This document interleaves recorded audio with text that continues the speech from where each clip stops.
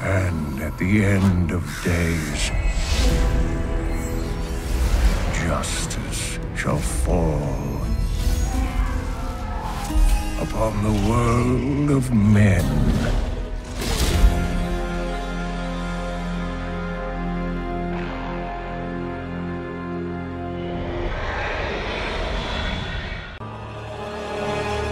Why don't you tell us a little bit about where we're at right now and what's going on in the game? So right now you're Act 3. The player is hot on the trails of the evil character who I'm not going to spoil and is desperately trying to catch up with them. And you're playing a barbarian on PS3 for the first time. As you can tell, since you're holding the controller, unlike on PC where you're using the mouse and the keyboard to click around and have your guy go there, you're actually directly controlling your character. You're making him move around with the left stick.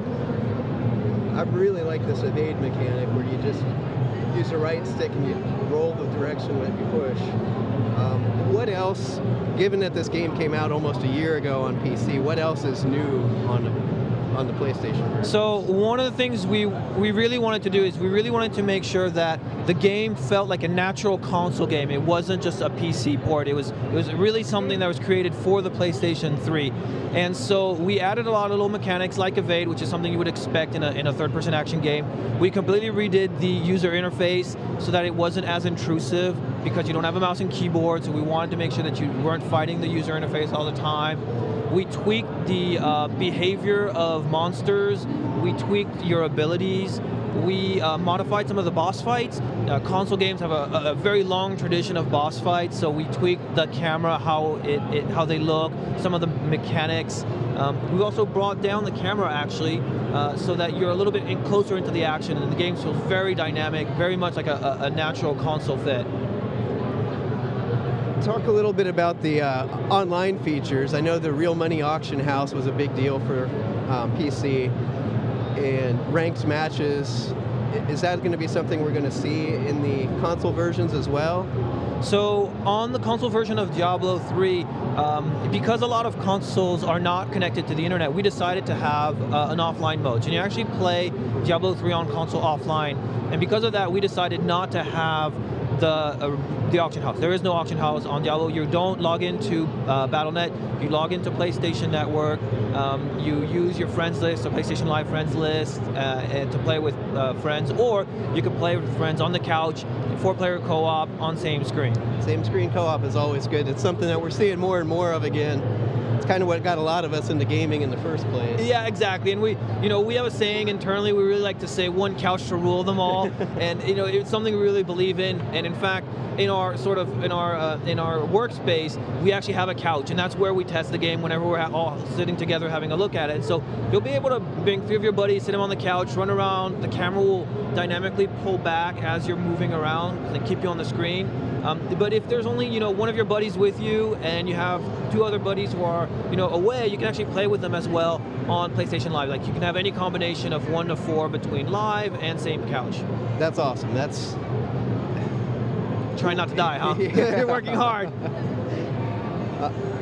Looks like a great game. It's controlling very well. That's one of the big concerns. I guess the last thing, you talked a little bit about retooling everything. Inventory management. Diablo is a game that's very much loot driven. Anything you had to do as far as your inventory to make that work better on controller? So when we went back to the roots of Diablo, we kind of acknowledged the fact that loot is very important, but Diablo is an action-driven game. Like, you're really going after that next skill, which will potentially drop that awesome piece of equipment that you're going to use. So what we decided to do is we went with, all right, we don't want you fighting the inventory, so we redid the inventory. It's very friendly. It's much better for the console. But also what we decided is what we're going to do is we're going to drop fewer items. They're going to be better quality. Less items, better quality. And we've also added, every time an item drops, it appears in an event queue on the left side of your screen.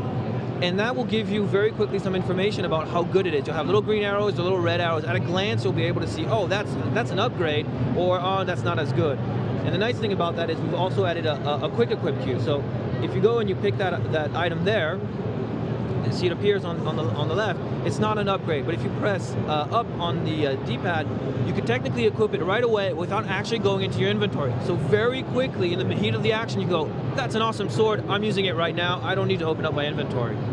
That's good for someone like me. I think it just looks cool, I'm going to use that. Yeah, exactly, right.